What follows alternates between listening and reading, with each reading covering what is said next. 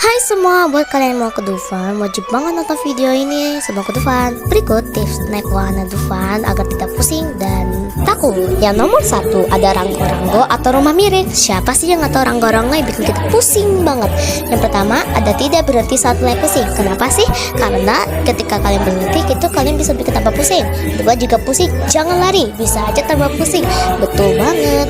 Nomor 3, habis makan jangan naik ranggo-ranggo, nanti bisa makin pusing atau nggak kuat. Iya benar sekali, karena waktu itu aku naik ranggo-ranggo pas udah selesai makan, aku masih kenyang dan aku pusing banget, terus aku berhenti dan aku nggak kuat. Oke ya.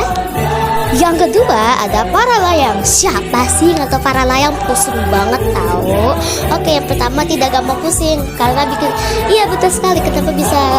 Kenapa? Karena nggak boleh pusing karena ini cepat dan naik turun kayak sampai ke atas genteng itu. Yang kedua, harap pernah merasakan para layang.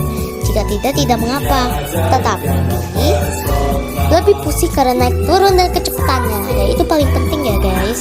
Walaupun kamu nggak pernah naik para layang, tapi kamu harus mencoba wahana ini. Dan jangan lupa yang baca yang kedua ya. Jika tidak mengapa, tapi lebih pusing karena naik turun dan kecepatannya. Yang ketiga, ada kicir-kicir. Wah, kayaknya seru banget ya. Oke, yang pertama bisa melawan pusing dan takut. Kenapa sih? Karena kak itu muter-muter dan sangat kencang, terlalu ekstrim buat aku ya.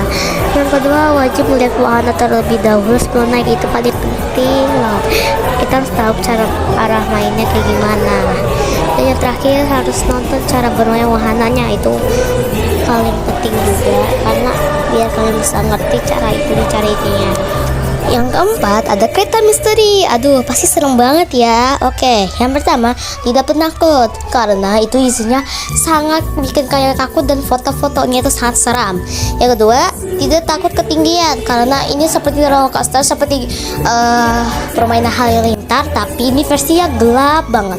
Yang tiga, tidak takut kegelapan seperti yang tadi aku ngomong, kayak roller coaster tapi gelap ya. Jadi kalian nggak boleh, harus yang mau naik kereta misteri harus berani dengan kegelapan. Yang terakhir, terbiasa dengan kata seram, horor, dan misteri karena itu seram banget ya. Yang kelima, ada halilintar atau roller coaster. Wah, pasti banyak banget yang suka naik ini ya karena ini sangat seru banget. Oke, pertama diharapkan sudah terbiasa naik wahana pusing seperti tornado, kicir, tanganting. Itu tidak wajib ya, tapi menurut aku itu harus naik itu terlebih dahulu buat terbiasa dengan pusingnya. Oke, yang kedua, tidak takut ketinggian ya. Halilintar tuh pas naik itu emang turun ya, jadi pas turun itu kencang seperti lap-lap, tapi lebih seremnya halilintar. Oke, yang terakhir, tidak gampang takut dan mual. Kenapa? Pas turun kan kalian pasti takut, aduh gimana sampai mual. Takutnya kalian pasti mual dan putarnya tuh, baliknya tuh yang pusing ya. Yang keenam, ada histeria. Pasti ada tahu dong histeria itu apa. Yang pertama itu tidak takut ketinggian. Pas kalian mau naik itu pasti tinggi banget ya, itu udah kelihatan sampai wahana yang lawas nih menurut aku. Yang kedua, tidak punya akrofobia. Fobia ini merupakan yang takut ketinggian ya, kalau nggak salah aku lihat ya. Kalau salah mohon maaf. Yang terakhir, sebelum naik wahana ini jangan makan atau terlalu kenyang, bisa aja mual atau bisa muntah nanti pas kalian di atas ya, atau pas sudah selesai ya. Yang ketujuh, ada tornado. Aduh, gak usah ditanya deh, paling pusing menurut aku lihat ya. Yang pertama, tidak gampang pusing, udah ditanyain, udah dibilang ini paling pusing ya menurut aku. Yang kedua, tidak mual saat terbalik atau mutar. Gimana nggak mual ya pas terbalik itu, bisa aja kalian pas ditahani di situ, bisa aja kalian mabuk di situ pas udah selesai. Pernah merasakan wahana ekstrim ya?